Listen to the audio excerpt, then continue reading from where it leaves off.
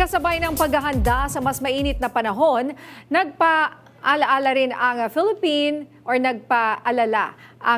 Animal Welfare Society o PAWS sa mga tips para maiwasan naman ang heat stress sa mga hayop. Alamin natin yan sa umaarangkadang balita ni Naomi Tiburcio. Kalbaryo na nga ang mga bayarin. Kalbaryo pa ang init ng panahon.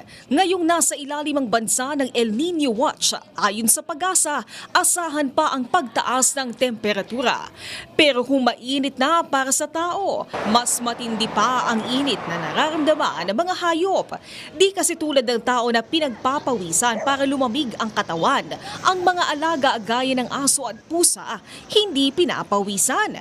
Dahil dyan, mas mataas ang tsansa ng mga hayop na magkaroon ng banta ng heat exhaustion o di kaya'y heat stroke.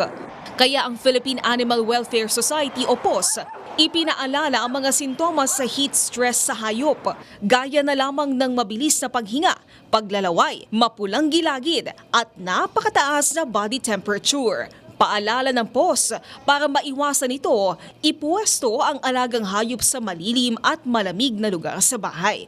Siguraduhing may access ang alaga sa malinis na tubig.